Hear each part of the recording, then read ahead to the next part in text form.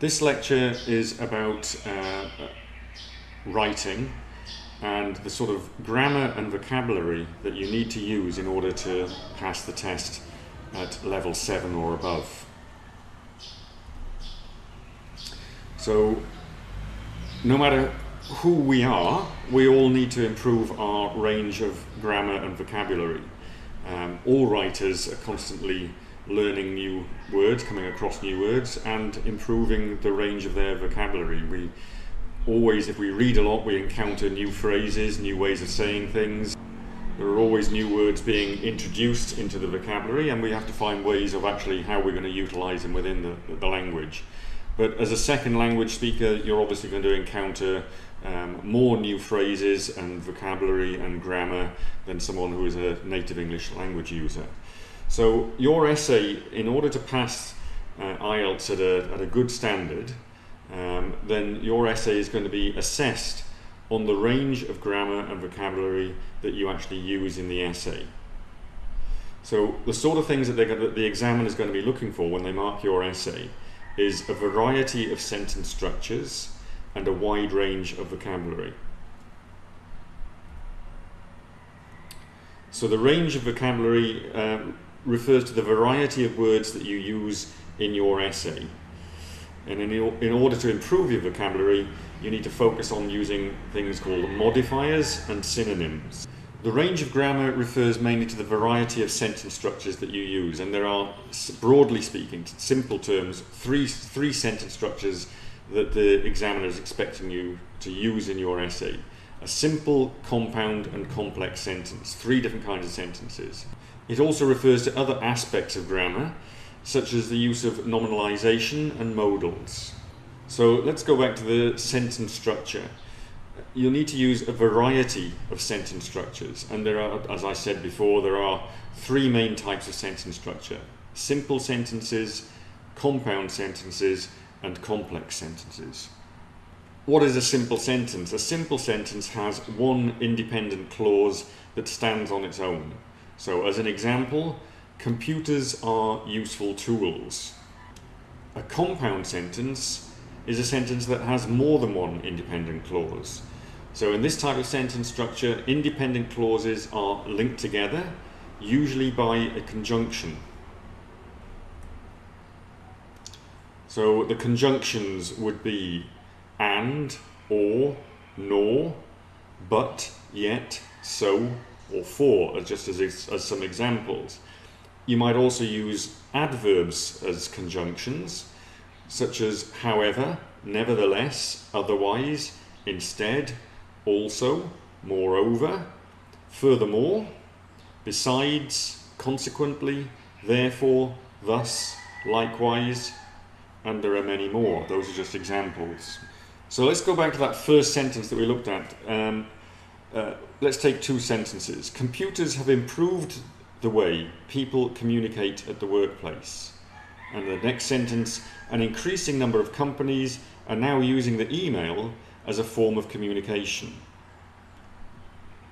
Now we can join those 2 sentences together. They're both simple sentences, but we can join those 2 sentences together to form a compound sentence, which would be like this: computers have improved the way people communicate at the workplace, so an increasing number of companies are now using the email as a form of communication.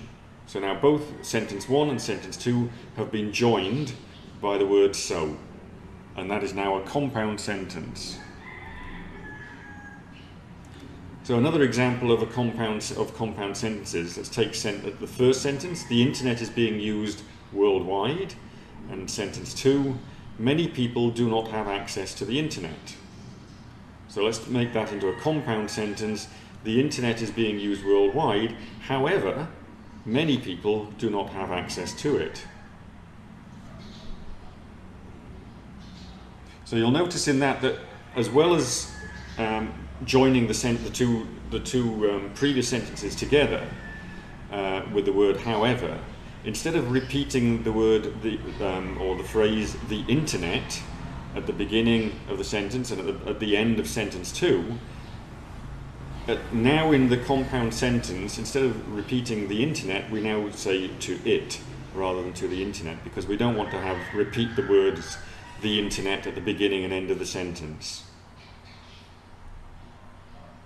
So a complex sentence is a sentence that has more than one clause. So unlike compound sentences, a complex sentence links an independent clause with a dependent clause. So the dependent clauses are clauses that need to be next to an independent clause because they cannot stand on their own. When we say they cannot stand on their own they don't make sense, or we're not fully informed by what's being said. They only make sense in relation to the other part of the sentence, which normally carry a noun and a verb in it. So let's have a look at some complex sentences. Computers are useful tools that offer several benefits to people.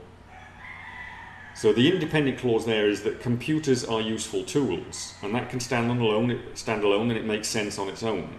But the second half on its own doesn't make sense. If we just take the words that offer several benefits to people, it doesn't mean anything.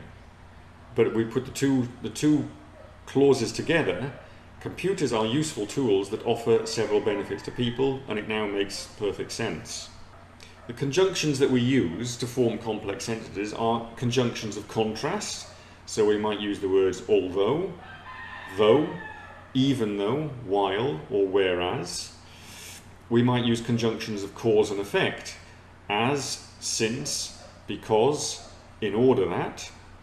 We could use conjunctions of condition, if, unless, only if, even if, in case, or whether or not. We can use conjunctions of time, until, after, before, while, since, or when. Or we can use relative pronouns, which, that, who, whose, or whom.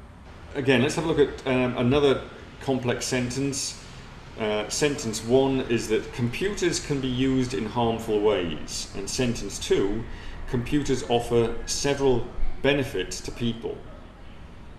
Now, if we put those two things together into a complex sentence, it might read like this. Although computers can be used in harmful ways, they also offer several benefits to people.